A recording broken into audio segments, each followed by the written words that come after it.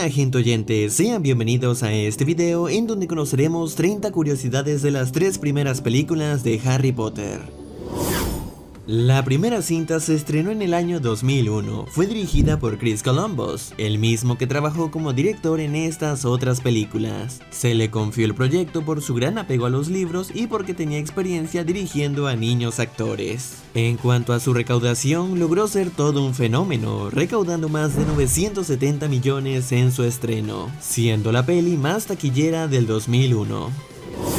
Las velas flotantes que vemos eran reales, estaban siendo sostenidas por cuerdas en el set, aunque para las futuras películas fueron creadas por computadora, ya que se determinó que usar velas auténticas era un peligro para la seguridad de los actores. Otra cosa que era completamente real fue la comida en el gran salón.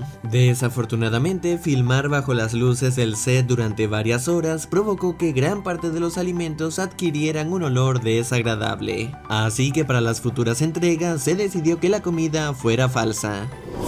Para que la apariencia de Daniel Radcliffe coincidiera un poco más con su versión en los libros, los realizadores intentaron que el pequeño actor usara lentes de contacto de color verde. El problema fue que Daniel resultó ser alérgico a este tipo de lentes, por lo que tuvieron que descartar esta idea y conservar los ojos azules naturales del actor.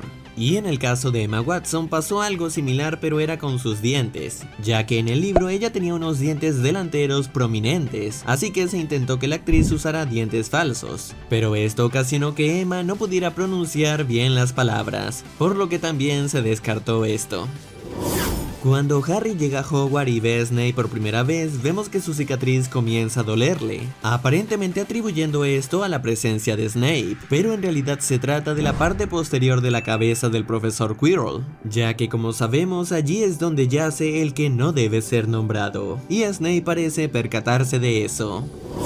En el momento en el que esta película estaba en producción, solo se habían publicado los 4 primeros libros de la franquicia, por lo que J.K. Rowling tenía que estar presente como consultora creativa en estas cintas, para garantizar la coherencia y evitar conflictos con la visión que ella tenía para sus futuros libros. Además, se le pidió a Rowling que fuera la que interpretara a la madre de Harry, al ser ella la autora y por tener también los ojos azules, aunque rechazó el papel ya que no consideraba que la actuación fuera lo suyo.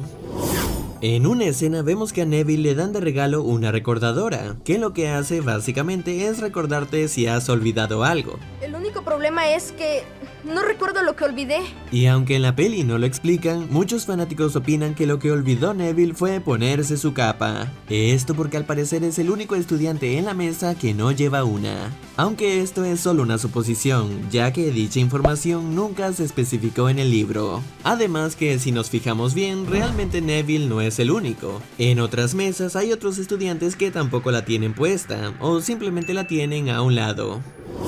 Steven Spielberg fue uno de los primeros directores a los que se le ofreció trabajar en esta cinta. Hasta pasó varios meses durante el proceso de preproducción, pero finalmente abandonó el proyecto porque no se sentía tan conectado. Además que sabía que hacer una peli de Harry Potter era un éxito garantizado, y él quería hacer algo más desafiante. Es por eso que en su lugar terminó dirigiendo Inteligencia Artificial, que también se lanzó en el 2001. El espejo de OS debe su nombre a la palabra deseo escrita al revés, aunque claro, en el idioma original su nombre es distinto porque se basa en la palabra desire, que sería deseo en inglés. En cuanto a la inscripción que vemos en la parte de arriba, está escrita al revés, y lo que dice es: no muestro tu rostro, sino el deseo de tu corazón. J.K. Rowling, la autora de los libros, insistió que la mayor parte del elenco fueran actores británicos o irlandeses, un requisito que logró cumplir. De hecho, fue muy estricta con eso, con solo decir que el mismísimo Robin Williams se había ofrecido para interpretar a Hagrid, pero como el actor era estadounidense, tuvieron que rechazarlo. Existen varias escenas eliminadas de la cinta, pero la mayoría no tienen mucha importancia, aunque sí que pueden resultar interesantes. Por ejemplo, existe una en la que Harry le pregunta al señor Dumbledore qué ve él en el espejo. Can I ask you something, Professor? Yeah. What do you see when you look in the mirror? Y aunque seguramente esperaban una respuesta profunda, la verdad es todo lo contrario. En el guión original se revela que su respuesta hubiera sido esta: Obviamente se trata de una pequeña broma para desviar la pregunta de Harry, ya que según J.K. Rowling, lo que en realidad ve Dumbledore en ese momento es a su familia viva y feliz. Aunque por otro lado en Animales Fantásticos 2 se revela que durante sus años de juventud él veía en el espejo a su ex amante Grindelwald. Tras el gran éxito crítico y financiero que tuvo la cinta en sus primeros días, Warner comenzó inmediatamente con la producción de la segunda parte, la cual nuevamente sería dirigida por Chris Columbus y se estrenaría un año después. Al igual que su antecesora, logró estar entre las pelis más taquilleras en el año de su estreno, solo siendo superada por El Señor de los Anillos. En esta secuela se incorpora Jason Isaacs al elenco, interpretando a Lucius Malfoy. Él fue el que sugirió la idea de tener el cabello largo y tener su varita en un bastón, ya que de esta manera se distinguiría de otros magos y reforzaría más su actitud supremacista. También se puso a ver la actuación de Tom Felton en la primera película, y así tener una idea más clara de cómo debía ser su padre. Chris Columbus era consciente de que los efectos visuales de la primera entrega no eran muy buenos, debido a que se hicieron muy apresurados y no lograron alcanzar un estándar de calidad. Así que para esta secuela se aseguró de filmar primero todas las escenas que requirieran de animación por computadora, para que así el equipo de efectos tuviera más tiempo de trabajar en ellas y lograr un mejor resultado. Nadie pidió tu opinión, sangre sucia inmunda. Cuando Malfoy insulta a Hermione y Ron trata de defenderla, este sin querer se termina hechizando a sí mismo, por lo que comienza a escupir babosas. Según el propio actor, estas en realidad eran deliciosas y tenían varios sabores. I thought it was going to be disgusting, but actually quite nice. There was chocolate, peppermint, lemon, orange, there was all these different flavors. ¡Rictus Sempra! El primer hechizo verbal con varita que hace Harry en estas películas lo realiza en su duelo con Malfoy, y es Rictus Sempra, lo que logra derribar a Draco. Aunque, tal y como se revela en el libro, el encantamiento lo que hace en realidad es provocar unas fuertes cosquillas a su receptor, pero por alguna razón aquí no lo muestran de esa manera. Y aprovechando que estamos en esta escena, vale la pena mencionar que justo aquí se puede ver por error a un miembro del equipo de filmación. La actriz Zoe Wanamaker, quien era la instructora de vuelo en la primera cinta, no repitió su papel en esta secuela, por no estar de acuerdo con la cantidad que le pensaban pagar. Y bueno, claramente los de Warner no consideraron que su personaje fuera tan importante como para aumentarle su salario, así que fue eliminada, y parte de sus líneas se le dieron a la profesora McGonagall. Quizás sepan que Eleanor Columbus, la hija del director, aparece en estas dos primeras cintas, aunque ella no es la única, ya que en esta secuela los otros tres hijos del director también estuvieron presentes.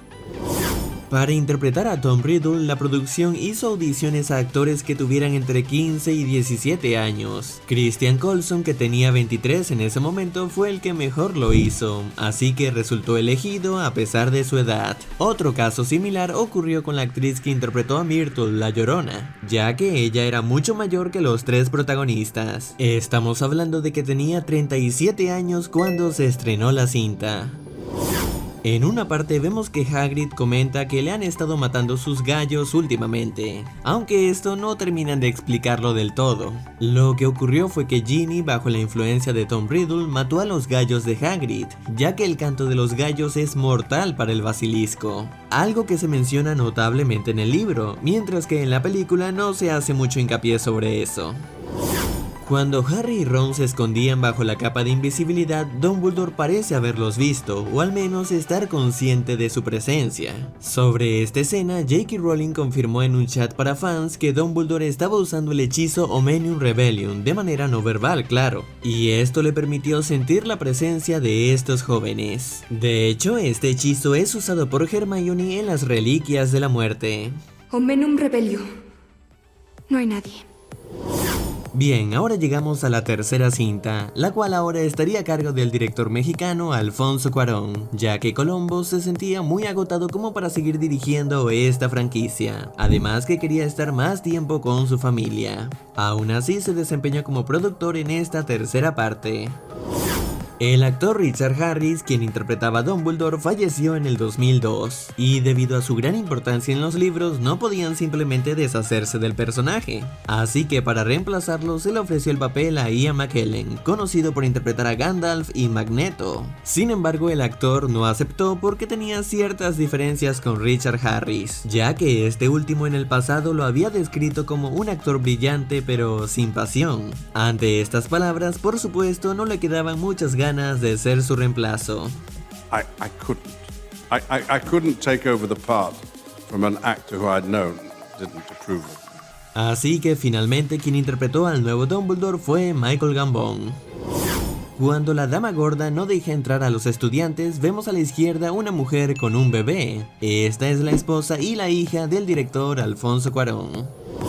Gran parte de las escenas del hipogrifo fueron hechas por computadora. Para su creación se estudiaron huesos de pájaros y caballos, además de contratar a fisiólogos y veterinarios para que los asesoraran en el diseño que este debería tener. Claro que también construyeron un hipogrifo animatrónico, para que los actores pudieran tener una idea de su tamaño y de cómo se vería. Este podía moverse de varias maneras, aunque claro, con muchas limitaciones. Y para darle un toque más realista a la versión en CGI, los defectos visuales animaron hasta a sus heces, y esto lo podemos ver justo antes de que Harry lo monte. En la escena donde los estudiantes están durmiendo, el director y los actores adultos presentes quisieron hacerle una pequeña broma a Daniel Radcliffe. Lo que hicieron fue ponerle en su saco de dormir uno de esos cojines que hacen ruidos de gases. Este funcionaba a control remoto y lo activaron justo cuando grababan la escena. Daniel intentó mantenerse en su personaje, pero al final terminó riéndose.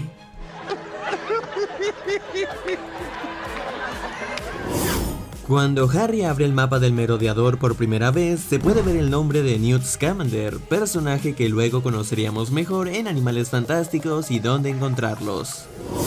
Durante el rodaje en Escocia para las escenas en el exterior, el clima no colaboró mucho, y es que llovió durante la mayor parte del tiempo. Muchos de los miembros de la producción estaban preocupados por cómo esto afectaría la cinta, pero Alfonso Cuarón y el director de fotografía insistieron que esto no sería algo negativo, sino que por el contrario, ayudaría a darle a la cinta un aspecto más frío y tenebroso. Como notarán, la transformación de Lupin no es como la de un hombre lobo tradicional. En esta ocasión quisieron retratar su licantropía como una enfermedad, más que un poder o una habilidad. Es por eso que en su transformación lo vemos demacrado y casi sin pelo, lo que le da un aspecto más lamentable. Pobre profesor Lupin tuvo una mala noche.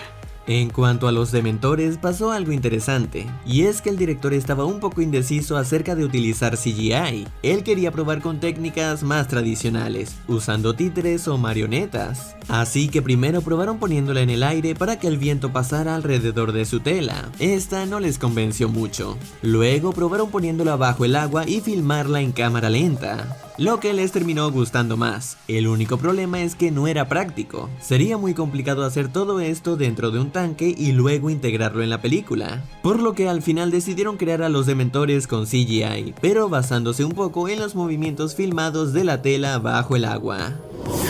En varios momentos el director incluyó homenajes a su país natal. Por ejemplo, vemos varias estatuas de un águila devorando a una serpiente, tal y como el escudo nacional de México. También en la tienda de dulces vemos calaveras de azúcar, muy populares en el Día de los Muertos. Y al final, cuando Harry y Hermione regresan de su viaje en el tiempo, escuchamos a Dumbledore tarareando algo. Esta es la popular canción mexicana La Raspa. A pesar de que esta tercera parte fue la que menos logró recaudar, tiene el mérito de ser considerada como una de las mejores de toda la saga. Y es que si bien las anteriores tuvieron una buena aceptación, El prisionero de Azkaban fue la que dio el gran salto en cuanto al estilo y redefinió el tono más maduro que tomarían las siguientes entregas. ¡Expecto Patronum! Si el video te ha gustado, házmelo saber dándole manito arriba y compartiéndolo con tus amigos. También quiero agradecer a los miembros que han apoyado al canal. Y antes de irme le envío un gran saludo a Laura Cristal Vargas, Michelle, Dedonic y Juan Castañeda. Y bueno, esto es todo y muchas gracias por haber llegado hasta aquí y espero te haya gustado. Hasta luego.